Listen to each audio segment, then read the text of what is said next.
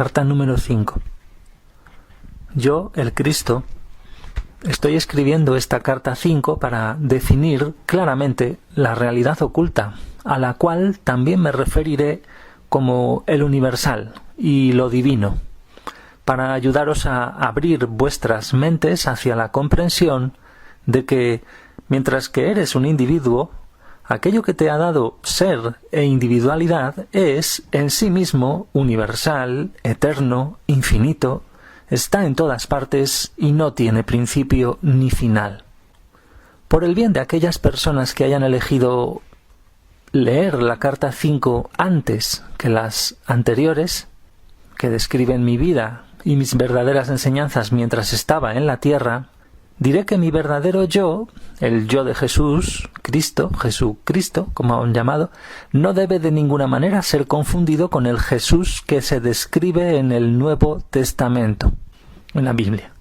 Puesto que mis enseñanzas originales, bajo la forma de los 4 evangelios, han sido distribuidas por todo el mundo y muy mal interpretadas, es mi intención empezar a enseñar la verdad de la existencia, explicando el verdadero significado de mi terminología original, tal y como aparece en los evangelios. Esto es necesario para disipar y finalmente erradicar de la conciencia de la gente los malentendidos que han persistido y han desinformado a generaciones de buscadores espirituales desde que viví en la tierra. Cuando estuve en la tierra para describir la realidad detrás y dentro de la existencia, acuñé deliberadamente el término de Padre cuando quería referirme a Dios, entre comillas Dios y entre comillas Padre, como casi siempre. Esto fue hecho por 2 razones.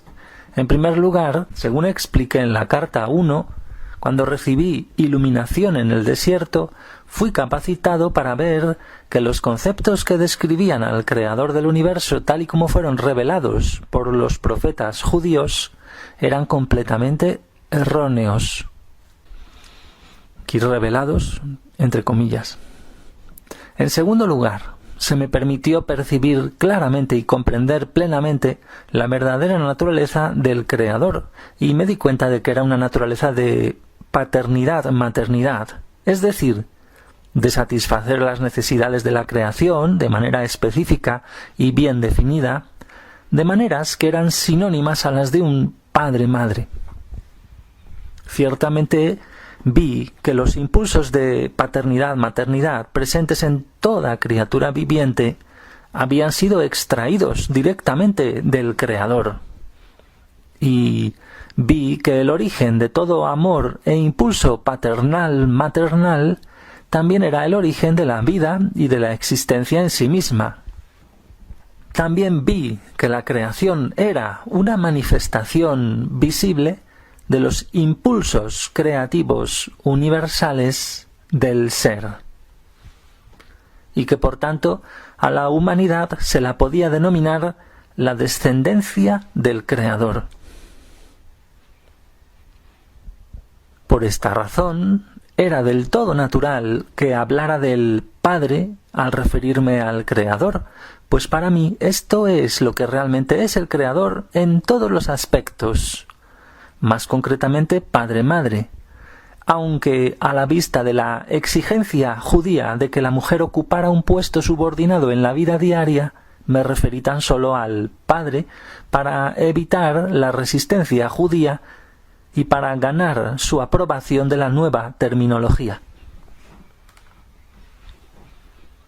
También acuñé el término Padre para ayudar a los judíos a que se dieran cuenta de que el concepto de Jehová y la rigidez de las leyes judías eran cosas totalmente erróneas.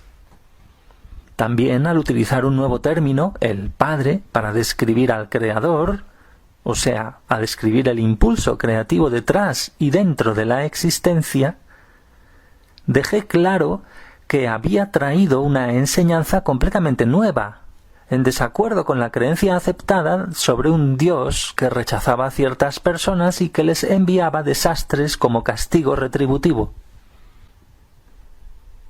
Quiero que comprendáis plenamente que en ninguna parte del Nuevo Testamento se ha dicho claramente que traje una enseñanza completamente opuesta a las enseñanzas del Antiguo Testamento.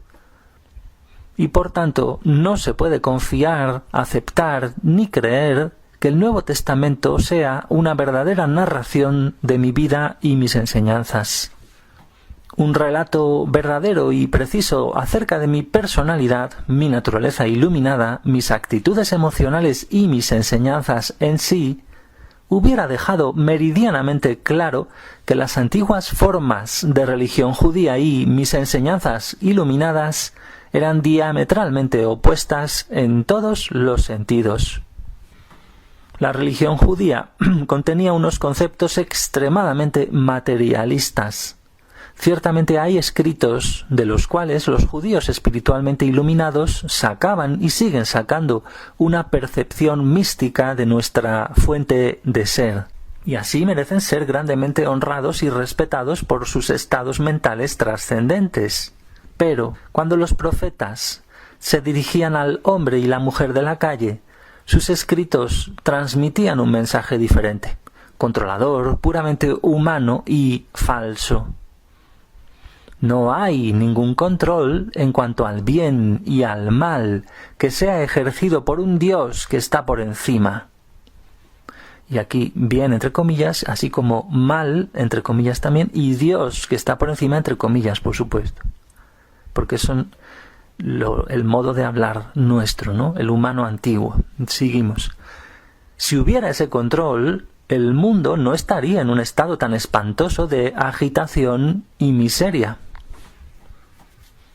Traje pues una nueva enseñanza que se dirigía exclusivamente a que la gente fuera consciente de la universalidad y del amor, la naturaleza que mora adentro, que permanece adentro, además de la naturaleza trascendente de aquel que trajo a la manifestación visible toda la creación.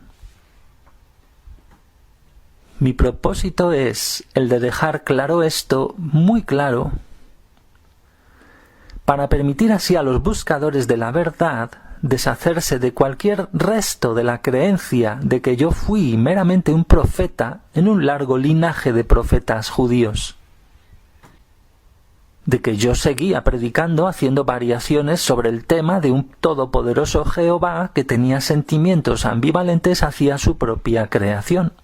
No, el temor hacia los judíos ortodoxos mantuvo el acuerdo entre mis discípulos sobre lo que habían decidido contar al pueblo sobre mí. Debes recordar que para ganar nuevos adeptos judíos a la cristiandad, ellos tenían miedo de deshacerse del Antiguo Testamento ya que había mantenido unidos a los judíos durante siglos. Por tanto, de mis enseñanzas extrajeron y añadieron todo aquello que fuera compatible con las viejas creencias religiosas. Se trazó mi línea genealógica de modo que la gente judía pudiera creer que yo había descendido del rey David. ¿Por qué habrían de molestarse en hacer esto si no fuera para dejar claro que yo ciertamente era un judío de linaje antiguo y por tanto un buen candidato a Mesías? Si realmente hubieran entendido por qué yo había venido a la tierra, a romper con el pasado y a establecer los cimientos para un futuro totalmente nuevo de actividad y de comprensión, hubiesen hecho valientes esfuerzos para asegurar que el pueblo comprendiera los verdaderos propósitos que me condujeron hasta el día de mi muerte. Pero no hicieron esto, oscurecieron mucho de lo que intenté enseñar. Un decidido discípulo mío, Esteban, no tenía tanto reparo en hablar claro sobre mis verdaderas enseñanzas, aunque incluso en este caso también estaban modificadas. Pero aún así fue apedreado hasta morir. Debes comprender que la vida de mis discípulos era precaria, y no es de extrañar que enmascararan mis enseñanzas con pensamientos tradicionales para hacerlas más agradables para el pueblo. Aún así, se darán violentas disputas si digo que el cristianismo tan solo presenta un registro de algunas de mis afirmaciones y curaciones que no presentan demasiado conflicto con la enseñanza judía. Es una religión creada por mis primeros discípulos y por Pablo tras su iniciación en Antioquía, y fue creada para mantener unidos a los judíos en la medida de lo posible y para atraer a los gentiles conversos al rebaño. La conveniencia, el oportunismo, se convirtió entonces en una faceta del pensamiento cristiano. Esta es la verdad sobre mi vida y mi muerte en la tierra. Surgirán disputas porque la gente se aferra a sus más preciadas creencias y solamente las abandonan con ese dolor que experimentan quienes pierden sus posesiones más queridas. Sin embargo, por muy queridas que sean sus creencias, son tan solo creencias. No son un cimiento firme sobre el cual poder construir unas vidas nuevas. Ahora que estoy regresando a vosotros mediante el canal que constituyen estas cartas, estoy procurando en todo lo posible, dentro de los parámetros de vuestras percepciones humanas, describir para vosotros la realidad, vuestra fuente de ser, la cual inició el universo y la existencia en sí. Exactamente igual que hace 2000 años, he venido ahora por mediación de estas cartas para poner los cimientos de la futura evolución espiritual para este milenio. Vuestro desarrollo espiritual solo puede surgir de vuestras más profundas percepciones y comprensión acerca de la naturaleza de la existencia y de aquel que os dio el ser. Aquel, entre comillas, siempre pensamos que es aquel y aquello. Seguimos. Pues aquello que percibas con claridad es lo que crea las condiciones bajo las cuales vives. Como no habéis comprendido vuestros verdaderos orígenes espirituales, la humanidad está continuamente enredada en guerras y ha engendrado unas condiciones terrenales que son una vergüenza para la conciencia humana y una fuente de sufrimiento humano de toda índole. Por esta razón, estoy irradiando el pleno poder de mi conciencia crística para traer la verdad de la existencia a vosotros en la forma de una terminología moderna, comprensible, para que podáis construir una nueva conciencia y una comprensión acerca de la verdad tal como realmente es, en vez de hacerlo en una terminología que os permitiera seguir con aquellas falsas creencias que os han enseñado o que habéis recibido por la tradición. Con el uso y el entendimiento, la terminología despertará en vosotros la misma o más reverencia, amor y visión espiritual que los que sentíais antes al usar la palabra Dios. Esta terminología más adecuada, cargada con significado universal, os llenará finalmente con poder espiritual al usar y visualizar el significado de las palabras. Estoy aquí para decirte que cuando hayas purificado tu conciencia de los burdos pensamientos y sentimientos humanos propios del impulso del ego, y perseveres en la meditación y en una elevación de tu conciencia hacia el universal, comenzarás a sentir cómo el poder espiritual irá invadiendo tu mente y finalmente todo tu cuerpo. Por tanto, mis enseñanzas se dirigen exclusivamente a ayudarte a abrir tu conciencia a una vida renovada, a la vitalidad y al poder espiritual, para que puedas abandonar tu antigua manera de vivir, limitada e insatisfactoria, y encontrar una nueva fuente de alegría interior y de satisfacción de cada una de tus necesidades. Piensa en la siguiente afirmación. No os he traído ningún se debe o no se debe, ninguna restricción frustrante que vosotros no queráis imponer sobre vosotros mismos. Ciertamente, he venido para deciros cómo vuestras formas de conciencia tienen vida propia y al final se terminan manifestando en vuestro mundo. pero dejo que sea vuestro sentido común quien escoja los pensamientos sanos, los actos amorosos y el camino correcto que dirige hacia la alegría y la realización cuando comprendes la verdadera naturaleza de la creación. He venido también con la plena fuerza de mi poder crístico para que os deis cuenta de que no hay barreras entre vosotros y aquel que os dio el ser. Hay solamente las barreras que hayáis creado vosotros mismos al ignorar las leyes de la existencia. He venido para ayudaros a quitar las barreras, iluminando vuestra ignorancia actual y enseñando a abrir vuestra conciencia, todo vuestro ser, al influjo de aquel que os dio el ser. Por tanto, repito, en el análisis final, mis enseñanzas están dirigidas exclusivamente a ayudarte a abrir tu conciencia a una vida nueva, a la vitalidad y al poder espiritual, para que puedas abandonar la vieja forma de vida limitada e insatisfactoria y encontrar una nueva fuente de alegría interior y de satisfacción de cada necesidad. Anhelo para vosotros, con amor divino, que alcancéis este supremo estado de ser antes de que paséis a la siguiente dimensión, que vuestro paso pueda darse sin dolor y vuestra transición sea de una sublime anticipación. Este es el único motivo, el único propósito que motiva estas cartas. La afirmación arriba mencionada es una forma más apremiante y poderosa de decir, en otras palabras, lo que dije cuando estaba en la tierra, que es esto: buscad primero el reino de los cielos y todas las cosas buenas se os darán por añadidura. No hice esta afirmación para convencer a la gente de que fuese buena. Yo enuncié un hecho de la existencia. También debes comprender con claridad y completamente que aquel al que llamas Dios, y a lo que yo me refiero como universal, no posee ninguno de los atributos humanos que le atribuyen muchas religiones. Las características humanas de ira, amenazas y castigos, por ejemplo, solo pertenecen a la condición humana. Y de nuevo repito, yo, el Cristo, he bajado para dictar estas cartas expresamente para quitar de vuestras mentes las anteriores imágenes formadas con palabras humanas que crearon los profetas.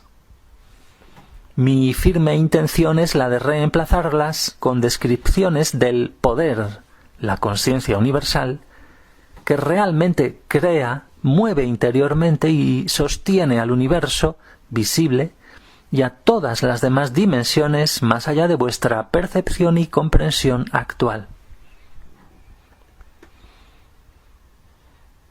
También estoy aquí para contarte que estos otros universos o dimensiones se te abrirán y serán accesibles a tu conciencia cuando el conocimiento esbozado en estas cartas sea asumido y se convierta en el mismo tejido de tu conciencia individualizada, en su tejido mismo. Al final, la muerte llegará a ser una feliz transición desde una dimensión de existencia limitada a una más viva y poderosa. Reconocerás que cuando estés adecuadamente purificado en lo espiritual y llegue el momento propicio para salir de la cápsula del cuerpo, te marcharás con alivio al encontrarte libre de las limitaciones físicas para entrar en una dimensión de amor y de una hermosa y maravillosa cualidad de ser. Percibirás la muerte como lo que debe ser, lo que realmente es para las almas iluminadas: una gloriosa transición, un don de vida más grande, de mayor creatividad y una experiencia de ser extático como nunca hayas soñado.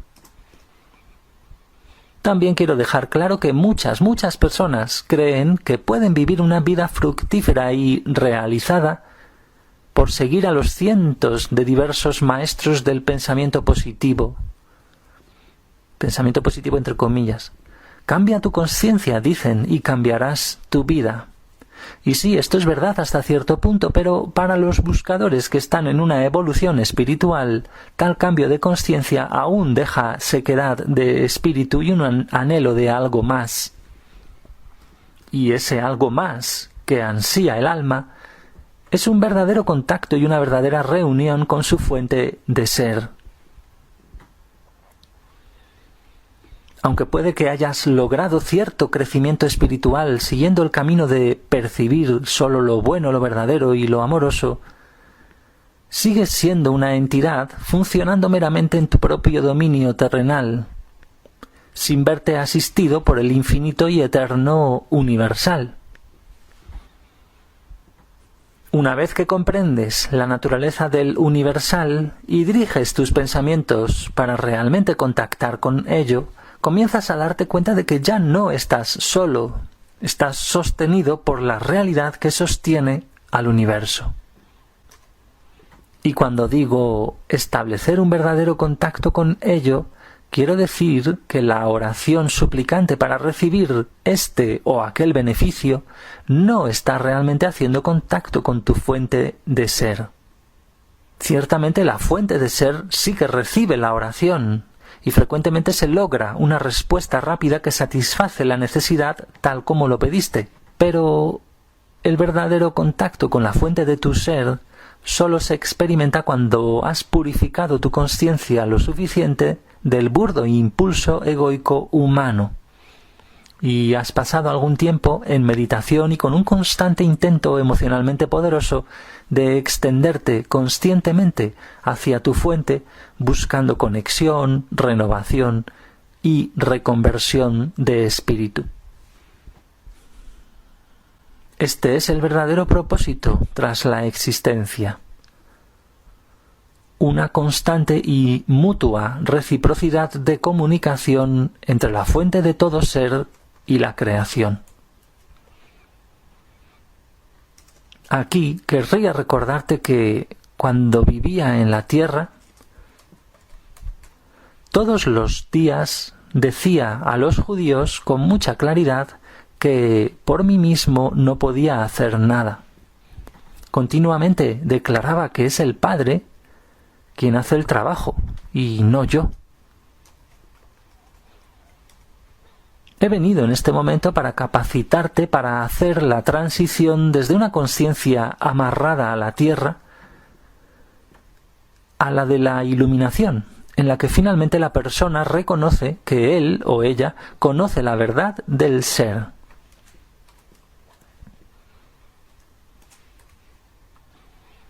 Sin duda que la gente que es profundamente religiosa e indeliblemente adoctrinada con el dogma religioso y la teología, judío, cristiano, musulmán, hinduista o que pertenezca a cualquier otra creencia religiosa, esta gente encontrará difícil, incluso doloroso, al principio, aceptar y hacer un buen uso de estas cartas, pues una mente condicionada y programada es como el cemento. Las creencias apreciadas, usadas como talismanes, los apoyos emocionales y las afirmaciones para dar fuerza en momentos de crisis, están grabadas emocionalmente en el subconsciente y normalmente llevan incorporado un temor de ofender a Dios, que surge si se considera un posible avance hacia una verdad más elevada. A menos que haya un anhelo sincero de conocer la verdad del ser más que las creencias tradicionales, estos patrones mentales son casi imposibles de eliminar de la mente y de las emociones, y bloquean el progreso espiritual auténtico. He venido expresamente para ayudar a aquellos que tienen la voluntad de desplazarse más allá de estas barreras hacia la verdadera iluminación.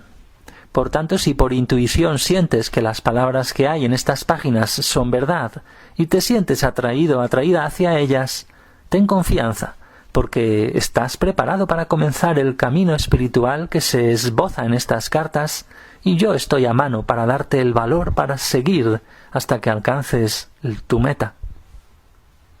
O sea, la verdadera iluminación espiritual, una vida nueva, fuerza de voluntad y el encuentro con lo que yo llamaba el reino de los cielos. A diario, la meditación sincera y la oración te permitirán lograr la purificación mental, y progresivamente la verdad y la comprensión reemplazarán los antiguos mitos que fueron tan apreciados por ti. Al principio de las enseñanzas que siguen, yo, el Cristo, debo recordarte que el tuyo no es un universo sólido. Como probablemente ya sabes, según vuestros científicos, la materia sólida, la sustancia visible del mundo, realmente está compuesta de partículas de energía. La verdad del ser de tu dimensión terrenal se basa sobre esta realidad fundamental de la creación.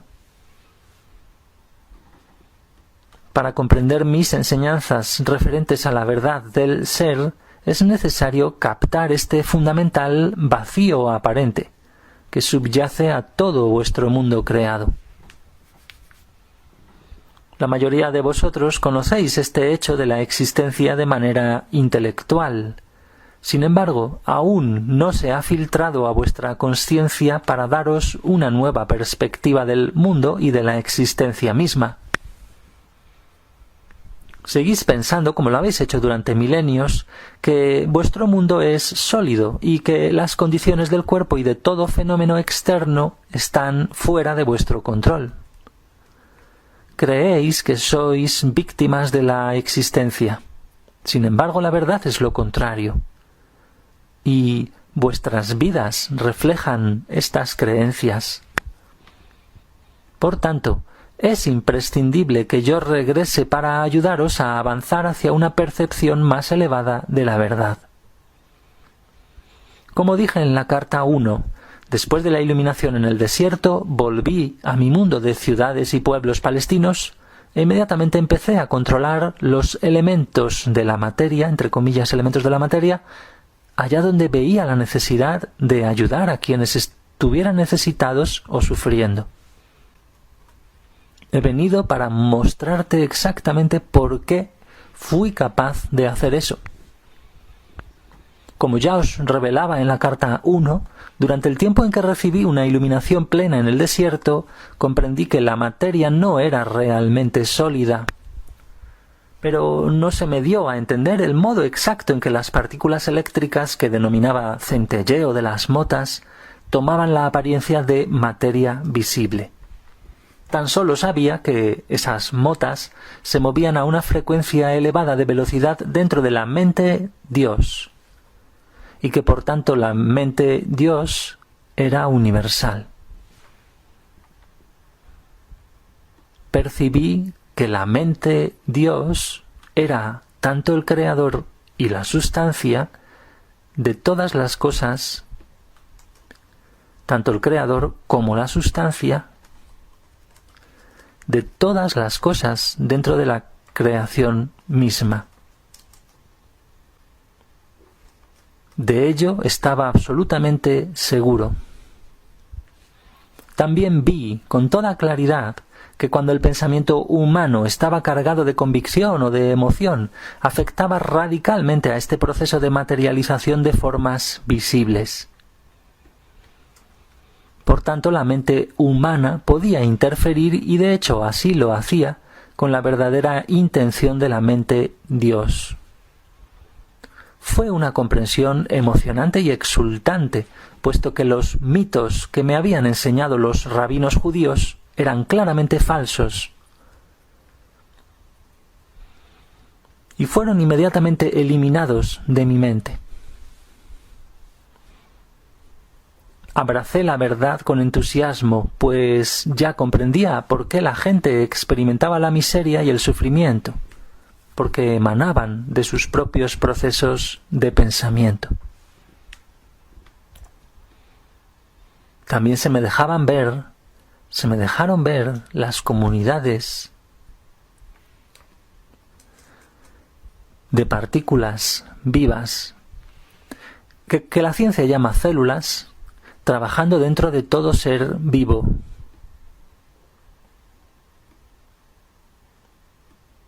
fui consciente de la armonía divina que controla el funcionamiento de las células, que, muy afanadas, construían y mantenían las distintas partes de los cuerpos físicos de todas las criaturas vivas, grandes y pequeñas, y de la vida vegetal.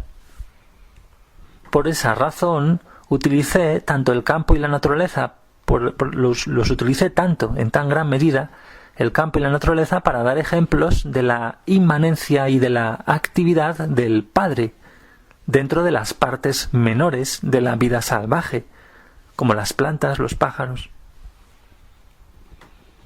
Como expliqué con claridad en las cartas 1 a 3, llamé Padre a la mente Dios, porque pude percibir la verdadera naturaleza de la mente Dios, y decidí que cuando volviera a la gente de Palestina para describirles las revelaciones que había recibido, comprenderían que las creencias infundidas por los rabinos en su misma conciencia eran completamente falsas.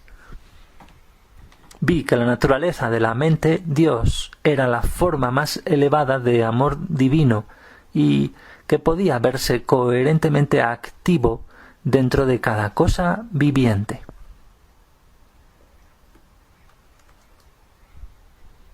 Como mencioné, a través de este conocimiento, como ya he dicho, a través de este conocimiento podía hacer milagros, entre comillas milagros, y controlar los elementos donde fuera oportuno y necesario. Así como anhelaba destruir los mitos que poseían las mentes de los judíos de Palestina, poseían a esas mentes, asimismo anhelo demostrar que muchas de las teorías propuestas por vuestros científicos han surgido por una fuerte reacción frente a los dogmas y doctrinas de la Iglesia en años pasados.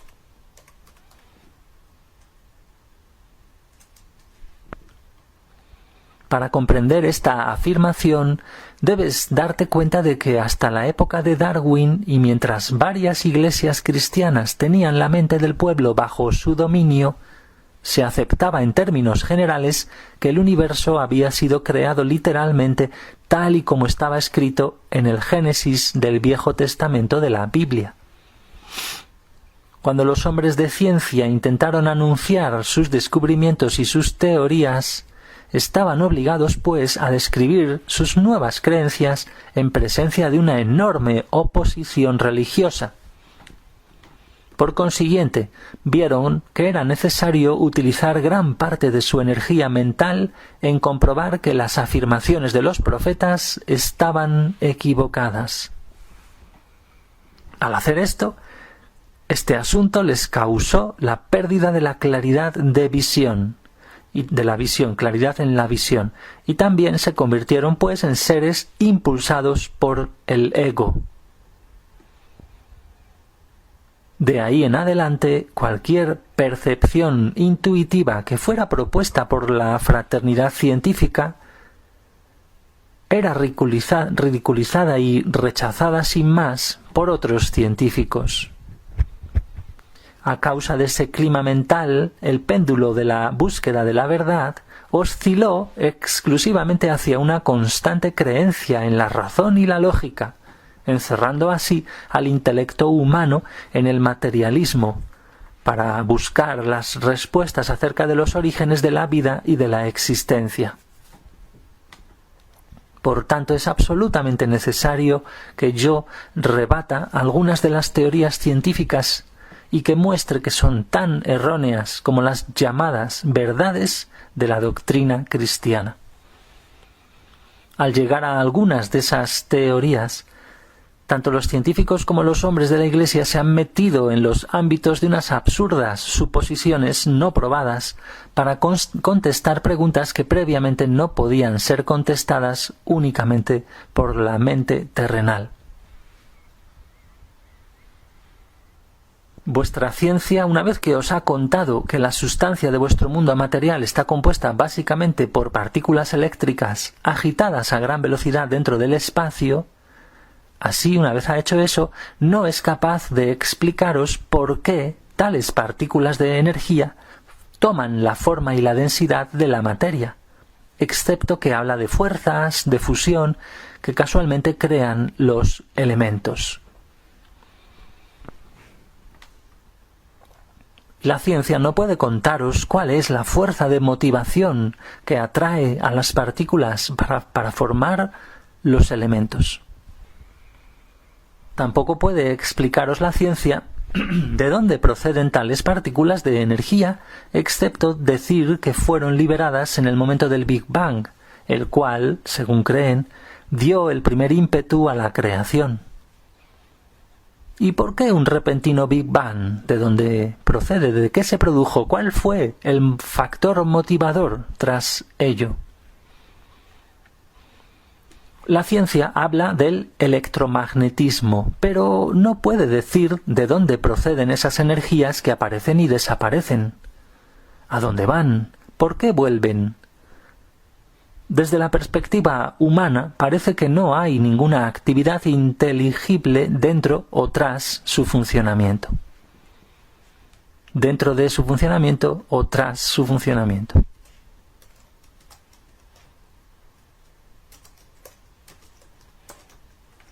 La ciencia dice que el electromagnetismo simplemente es un sencillo hecho de la existencia, y sin embargo produce una obra profundamente inteligente y deliberada, en forma de millones de billones de sustancias de las cuales está hecho vuestro universo. ¿Cómo sucede esto? No hay nada que el electromagnetismo haya convertido en visible y que la mente humana pueda considerar como carente de propósito o significado.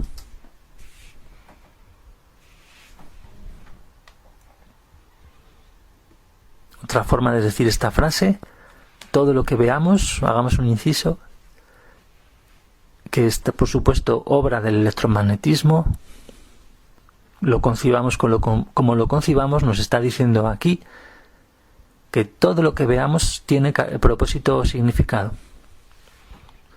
Seguimos. La ciencia ignora este nivel de creación más básico y vital.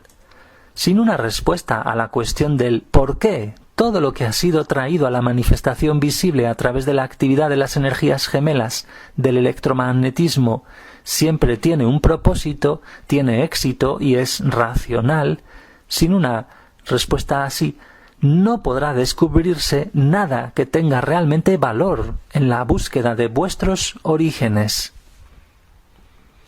Hasta que la ciencia pueda sondear y descubrir la realidad del espacio en el cual se sostienen las partículas eléctricas del ser visible, la ciencia se quedará siempre detrás de las puertas cerradas del materialismo.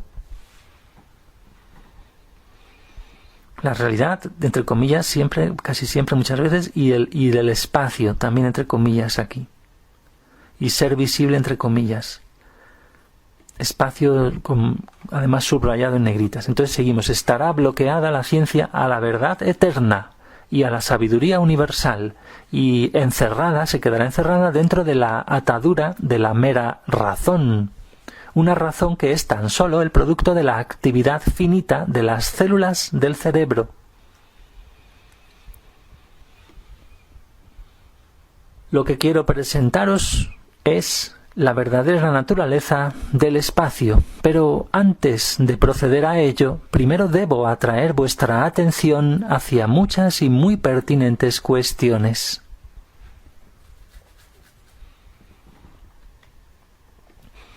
Veremos, hago un inciso en la segunda parte, en el segundo audio, en la segunda mitad de la carta, estará el meollo de esta carta. Ahora nos está preparando con esta larga preparación tan interesante a veces para esta especie de meditación muy buena que va a dar ahí y unas palabras muy claras sobre la conciencia universal en el segundo audio. Entonces nos vamos preparando y sigue diciendo: a través de las eras, mucho del funcionamiento o trabajo en que consiste el electromagnetismo se ha mostrado ante la mente, la visión y el tacto de las entidades vivientes como algo sólido, como algo inalterablemente duradero. Los metales, la madera, las rocas, las entidades vivas, todo se creía que estaba compuesto de materia sólida, inanimada o viva. Con tal creencia en un universo sólido, es natural que los profetas místicos de antaño hayan concebido un individuo poderoso con enormes poderes para crear todas las sustancias sólidas del universo. Al visualizar a un tal individuo poderoso, era del todo natural que percibieran una figura majestuosa de control universal que poseía una naturaleza retributiva castigadora al verse confrontado con el comportamiento de la humanidad que creaba una sociedad turbulenta. Ni los profetas de antaño ni la ciencia de hoy se han acercado a la verdad de la existencia. A ambos se les ha escapado totalmente la verdad. La ciencia dice que la vida comenzó de cierta manera inexplicable, cuando la combinación adecuada de reacciones químicas produjo una molécula que era capaz de hacer copias de sí misma al desencadenar ciertas reacciones químicas ulteriores. Una descripción así de la enorme y rebosante complejidad y poder de la fuerza de la vida, que la discierne en tanto que es algo simplemente capaz de autorreplicarse, una descripción así revela el empobrecimiento básico de la percepción y del pensamiento científico que produjo una teoría como esa. Lo que es más, la sugerencia de que tal combinación de elementos químicos inertes, inanimados, podría reunirse de manera específica, de manera accidental, para producir tan asombroso resultado de autorreplicación, permanece sin ser cuestionada científicamente. Y esto es porque la mente finita humana, aunque sea científica, no puede tratar con tal extraño suceso de autorreplicación no iniciada. Esto sugiere en demasiada medida, nos sugiere algún tipo de suceso mágico, alguna intervención de una fuente inconcebible, lo cual ningún científico se atreve a considerar por temor a ser ridiculizado.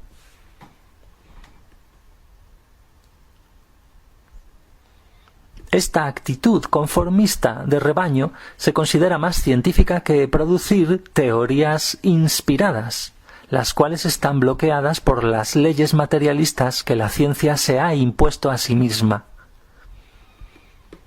Este bloqueo del progreso científico futuro impedirá que la ciencia investigue debidamente el reino de la mente y del espíritu hasta que algún científico iluminado desafíe la convención y se atreva a cruzar la frontera entre lo visible y lo invisible. Si a los profetas de antaño les hubiera sido presentada esa teoría de la autorreplicación molecular, no tendrían ninguna dificultad con tal suceso mágico.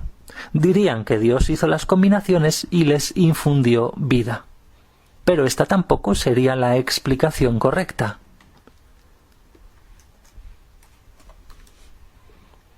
¿Es este antiguo concepto religioso de un Dios en lo alto, creando desde lejos? ¿Es esto lo que está bloqueando al hombre de ciencia el avance hacia unas reflexiones más espiritualmente conscientes? Por tanto, a pesar de la aparente emancipación de la ciencia con respecto a las doctrinas antiguas, sigue estando tan bloqueada mentalmente por los temores a los antiguos shibboleth como lo estaba en el siglo XIX. Temores a las antiguas contraseñas cosas. Estos shibboleth, digo lo que significa, que es como lo pone en la carta original, emplea esta palabra, que es se ha metido en la lengua inglesa y tiene un significado que se refiere a cualquier palabra o frase que se pueda utilizar como especie de contraseña, entre comillas, para distinguir a los miembros de un grupo de los que no lo son, de los forasteros a ese grupo, aunque no sean hostiles. O sea, también se utiliza a veces, dice la Wikipedia, como jerga, el uso apropiado de la cual, de esas palabras, de esos shibboleth, identificaría a alguien como miembro del grupo o de la subcultura en cuestión, ¿no? La subcultura en particular. Entonces, aquí esta especie de contraseña, sigue estando tan bloqueada la ciencia, pese a la aparente emancipación, que no es tal emancipación con respecto a las antiguas doctrinas, que no está la emancipación, porque sigue estando tan bloqueada mentalmente por los temores a los antiguos Shibboleth como lo estaba en el siglo XIX. Adopta sus ridículas teorías porque aún no se ha percibido la realidad de nuestra fuente de ser detrás y dentro de la molécula viva. Bueno, entonces, siguiendo con su historia de la creación, la ciencia afirma que después de la autofabricación de las moléculas vivas capaces de replicarse, formando una célula viva, tan pequeña que no puede verse a simple vista, esta se convirtió en la base de toda la compleja multiplicidad de los organismos vivientes, estas células, incluyendo estos organismos las plantas, claro, los insectos, los reptiles, aves, animales y seres humanos. De modo que todos los seres vivos tienen un antepasado común, la primera molécula viva. La ciencia no puede explicar por qué las moléculas autorreplicantes se combinan para formar una célula viva. Sigue siendo un misterio para la ciencia hasta hoy en día. La célula viva, según dice la ciencia, se repite sin fin en 1 billón de billones de formas diversas. Es la base del universo visible. ¿Y cómo es eso? ¿Qué impulso motiva tal repetición? La ciencia no lo puede decir. Arraigada en su propia ceguera, con ella ha arrastrado a la gente hasta la ceguera materialista. Ahora bien, la primera célula viva merece la plena atención de cualquiera que esté buscando seriamente la dimensión espiritual y la causa principal de la existencia, pues la primera molécula viva y la primera célula viva son la primerísima evidencia de alguna actividad inteligente en la materia, dentro del universo. El primer rasgo que demuestra sentido y sensibilidad es la función de la membrana que cubre la célula, dándole protección e individualidad. Piensa en este fenómeno milagroso. La célula absorbe del ambiente solamente el alimento seleccionado a través de la membrana. Y no solo absorbe el alimento correcto, sino que además, tras emplear los nutrientes, la célula elimina el desecho a través de la misma membrana permeable. Así que deberías preguntarte, ¿cómo es que la parte puramente física de la membrana de la célula, invisible a simple vista, cómo esa parte sabe distinguir y seleccionar el alimento correcto para mejorar su bienestar y luego ejercer el suficiente discernimiento como para deshacerse de la materia tóxica no deseada? ¿No ves aquí un alto grado de propósito en toda esta actividad? ¿Y puedes creer que tal propósito es fortuito? ¿Y no es el propósito el sello mismo de la inteligencia?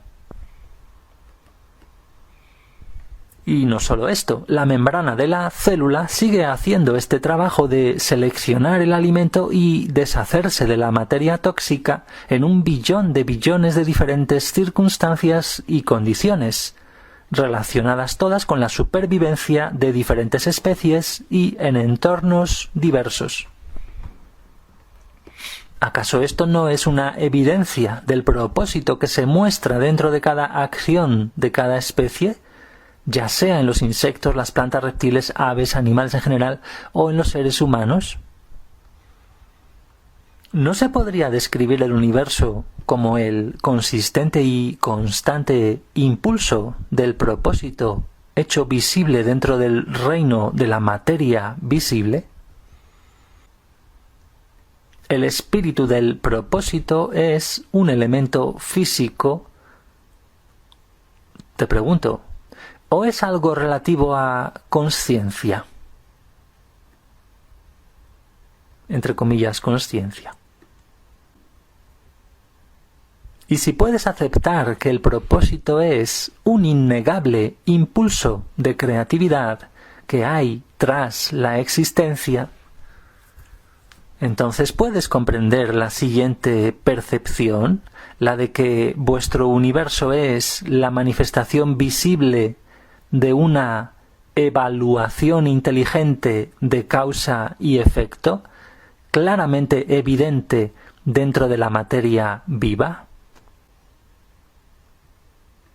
Pues si la célula viva puede seleccionar el alimento correcto, así como llevar adelante la eliminación del desecho tóxico, esta sencilla actividad muestra un reconocimiento de la necesidad de asimilación y también prevé la acumulación resultante de desechos tóxicos y la necesidad de eliminar tal desecho para asegurar la continua salud de la célula. ¿No es esto acaso una clara indicación de una evaluación inteligente de causa y efecto? ¿Una apreciación, una valoración, una estimación inteligente de causa y efecto? Y lo que es más, la ciencia dice que la célula contiene un núcleo, que podría compararse al cerebro humano, puesto que transmite mensajes y su función más importante es la del almacenamiento de la información, de ser la biblioteca, entre comillas, biblioteca, que contiene no sólo los detalles al respecto de una célula, sino los del cuerpo entero en el cual reside. El hecho es que al investigar la célula, la ciencia ha descubierto que parece ser en sí un sistema de mensajes químicos, mensajes entre comillas, desarrollado de un determinado modo, inteligente e inteligible. ¿Cómo podría suceder esto si los orígenes de las moléculas de la célula fueran simplemente elementos químicos inanimados? ¿Discutirías que detrás de cada mensajero con un mensaje que transmitir hay pensamiento inteligente o consciencia? O sea, ¿rebatirías que detrás de los mensajeros hay pensamiento inteligente o consciencia porque tienen un mensaje que transmitir estos mensajeros? ¿Rebatirías, repito y sigo, rebatirías o discutirías el que detrás de cada mensajero con un mensaje que transmitir hay pensamiento inteligente o consciencia? Y contempla el hecho de lo precisos que son los mensajes que se transfieren de célula a célula para asegurar la precisa repetición de ciertas especies durante millones de años. Entonces, ¿en qué momento entró en los organismos vivos la consciencia? ¿Y cómo fue que el pensamiento inteligente, que sopesa y que decide, entró en el campo de la materia inanimada inconsciente? Sin consciencia inherente, ¿cómo puede darse tanta actividad informada y que informa a una célula que es invisible a simple vista? O sea, tanta actividad informada e informante, podríamos decir también de otra manera, entre comillas, informante, dentro de una célula que es invisible además a simple vista, pero que se da en ella tantísima actividad informada e informando o informante. ¿No será tal actividad el producto de la consciencia-discernimiento, demostrando la presencia de vida inteligente en su denominador más bajo? Consciencia en esta frase es muy importante, luego vamos a seguir hablando de esta conciencia/discernimiento. Conciencia/discernimiento, porque son dos palabras que las pone igual así en inglés, con una barra separadas, y la segunda es como una consciencia más previa, es un darse cuenta, un percatarse casi previo a la consciencia que incluiría toda forma de consciencia y más cosas, ¿no?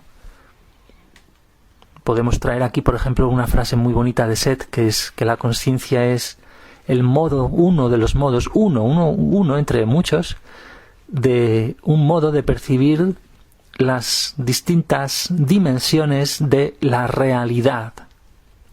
Entonces, por eso diríamos que aquí ponemos una barra, conciencia, barra, discernimiento, porque este discernimiento, esta palabra elegida para traducir awareness, como se pronuncia más o menos así, que es como la palabra mágica que tienen los anglosajones para la consciencia, que da muchos quebraderos a veces de cabeza para las traducciones. Entonces esta, que no es consciousness, no es conciencia, ¿no? Y esta es conciencia barra discernimiento. Este discernimiento siempre acordémonos de que es esa especie de espacio más grande todavía que el que podamos asociar a la conciencia, donde cabe, pues eso, más tipos de conciencia, etcétera, etcétera, y más tipos de percibir las dimensiones de la realidad. Entonces, repito y sigo. Entonces, no será tal actividad informada, informante que hemos visto, el producto de la conciencia, discernimiento, demostrando así la presencia de vida inteligente en su denominador más bajo. Además, una sola célula viva en forma de bacteria puede mantenerse activa por sí sola y puede vivir su propia vida especializada y frecuentemente emocionante dentro del entorno, o también como un virus llevando a cabo su trabajo, por ejemplo, el mortal, especializado en atacar sus objetivos específicos dentro de los organismos vivos. Aquí hagamos otro inciso. Como vemos, solo se resalta el aspecto, entre comillas, malo de los virus, cuando, sin embargo, por lo que se parece en otros sitios y en la misma ciencia ya ha descubierto que son vitales para la existencia de la vida, ¿no? Entonces, seguimos. Por otra parte, la célula puede estar fija en un organismo y puede llevar a cabo su propio y muy importante trabajo de construcción y de mantenimiento de alguna parte del organismo. Tal trabajo produce la materia viva, que es la precisamente adecuada, precisamente adecuada y necesaria para el órgano vivo sobre el cual trabaja. Ya sean partes del cuerpo humano o de la vida animal o vegetal, tales como los dedos de los pies del humano y el bazo o la piel del animal y los colmillos o las escamas del pez, el plumaje de las aves o la corteza del árbol y las hojas en las ramas o los pétalos y el tallo de las flores o las antenas de las mariposas y sus diáfanas alas o la piel reptil de los cocodrilos y sus dientes o los ojos del calamar y su piel, que cambia de color según su necesidad de camuflarse. Cada uno de estos fenómenos físicos completamente diversos y aparentemente no relacionados es creado por el especializado trabajo individualizado de billones y billones de células vivas idénticas. Al contemplar la magnitud y la diversidad del trabajo logrado por una simple célula viva, invisible a simple vista, ¿puedes creer en un universo mecanicista? Sería posible pensar así si la materia producida por tales células fuera incoherente, si no tuviera ningún propósito verosímil detrás o ninguna razón para su existencia. O sea, si estuviera desprovista de conciencia personal. Pero esto no es así. Estas células vivas idénticas trabajan juntas en armonía, dentro del hombre o del animal, para hacer un hígado con sus múltiples tareas dentro del cuerpo, o para crear un intrincado ojo que tiene sus propios y específicos propósitos relativos a poner al ser vivo en contacto directo e inteligente con su entorno, incorporando la ayuda del cerebro, o bien unos fuertes huesos que están expresa e intrincadamente diseñados en conjunción con tendones y músculos para unirse con los demás huesos de tal manera que pueda darse el pleno y ágil movimiento de la entidad. Lo que es más, las células nunca se entrometen en el trabajo de las demás. Al crear un riñón, no hacen de repente una oreja. Al crear pelo, no se lanzan de repente a hacer piel. No, las células crean el cuero cabelludo y las mismísimas células son ellas mismas las que crean el pelo.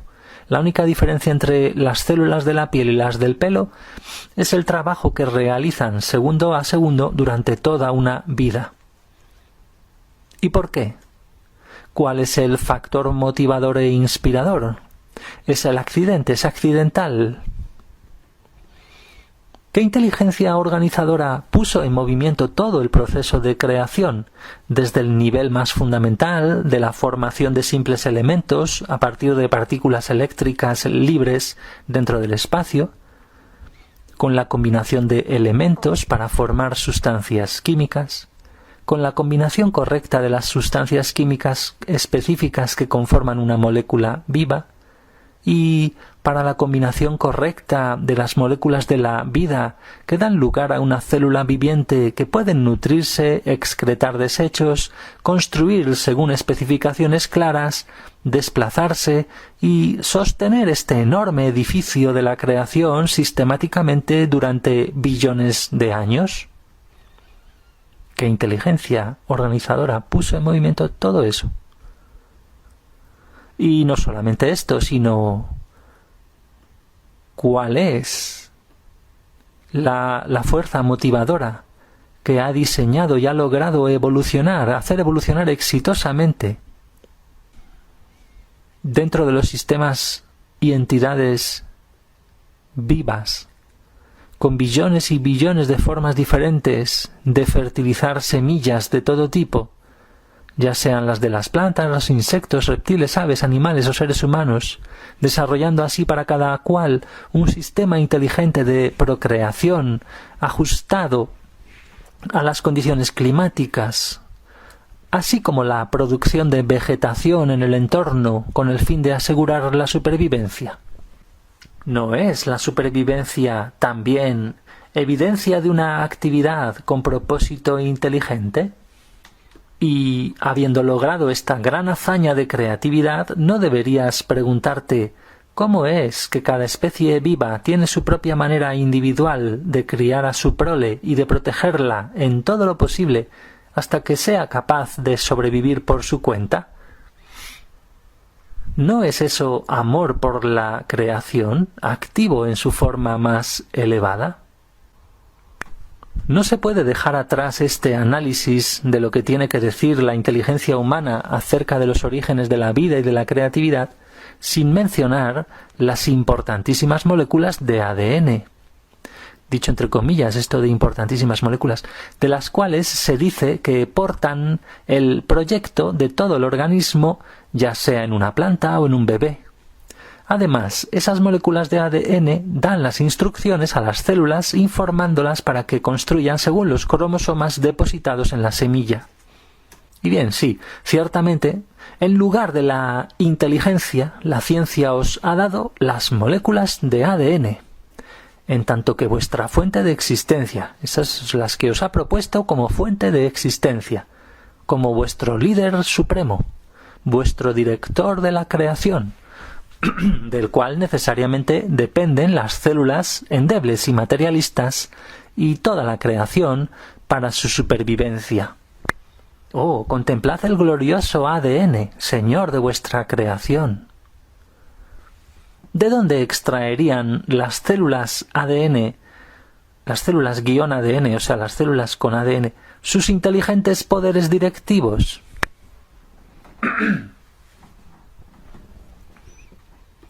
La ciencia está muy satisfecha ahora que ya ha podido explicar satisfactoriamente por qué las diversas especies de todo tipo se replican a sí mismas con tanta precisión y coherencia. La ciencia quiere que creáis que vivís en un universo puramente mecanicista. Quiere que creáis que el fenómeno de la evolución surge puramente de mutaciones casuales, accidentales, y de la supervivencia del más apto. Si estudiáis los diversos organismos de la creación, las múltiples y diversas actividades de especies afines, ¿de verdad podéis creer en un concepto materialista tan poco probable?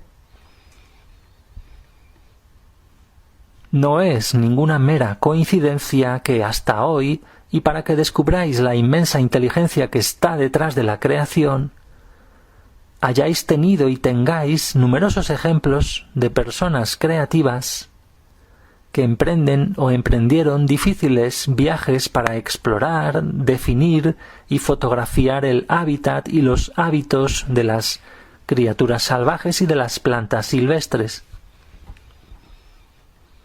Estáis entretenidos e instruidos por todo un banquete de datos y fotografías de las maravillas de vuestro universo.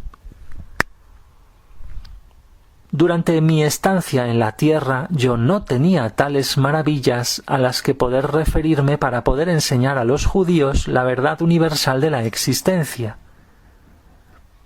Tan solo tenía los animales domésticos y las aves para usar como ejemplos del maravilloso ingenio, inteligencia y discernimiento patentes en todo ser vivo. En ninguna parte de los Evangelios está registrado que yo me refiriera al alto y poderoso Jehová como creador, tal como era la costumbre de los líderes judíos. No, yo recurrí al campo, a las flores y a las aves y procuré mostrar a mis paisanos que estaban rodeados por una creación milagrosa y maravillosa. Hace 2000 años en vuestra dimensión nos faltaba vuestro bagaje científico moderno para poder observar y explicar de manera inteligente la actividad de lo que yo calificaba el Padre, que se encontraba por todo su alrededor. Para descubrir tu verdadera fuente de ser, te pido que evalúes la inimaginable e indescriptible complejidad y diversidad de la obra intencional que es claramente evidente en pingüinos y en cerdos. La mente humana puede replicar cualquiera de las actividades más básicas que se dan en, pongamos, el sistema digestivo, que rápidamente reúne las enzimas requeridas y las hormonas necesarias para la digestión. ¿Cómo se atreve la mente finita, que es incapaz de percibir con claridad el verdadero proceso creativo gobernado por el conocimiento instintivo? ¿Cómo se atreve a afirmar inequívocamente, desafiando toda contradicción, que comprende los verdaderos orígenes de la creación y las fuerzas a partir de las cuales la creación tomó forma? ¡Qué arrogancia! Estos hombres solamente pueden pensar según lo que les dicen sus ojos. Veo entonces la actual ignorancia científica con amorosa compasión, con un cierto grado de diversión y con una gran pasión avasalladora de bajarle los humos del orgullo. Pues sólo cuando una persona puede cuestionar su autosuficiencia y su posición de infalibilidad, puede lograrse un verdadero acoplamiento entre las verdades eternas y el conocimiento científico humano. Pero eso debe tener lugar, o de lo contrario, la evolución espiritual humana se quedará paralizada. La mente científica está demasiado llena de conocimiento libresco, finitamente ideado, de fórmulas, ecuaciones admitidas y de la necesidad de recibir aprobación de sus compañeros, y así, de esa manera, no puede permitir ninguna penetración de inteligencias más elevadas. Así que, de mi parte, pido a los lectores de estas cartas que formen una asociación para retar a la ciencia y plantear la cuestión de en qué momento de la evolución del mundo material se discierne la consciencia por vez primera. Y repito, y lo digo en serio, preguntad al científico en qué momento de la evolución del mundo se discierne por vez primera la consciencia. ¿Es en la célula viva? Si fuera en la célula viva, preguntad entonces si sería discernible en las moléculas vivas que se combinan para fabricar la célula y encerrarse a sí mismas dentro de una membrana tan inteligentemente diseñada que permite el consumo de alimento seleccionado y el desecho de excrementos tóxicos. ¿Cómo reconoce el desecho tóxico?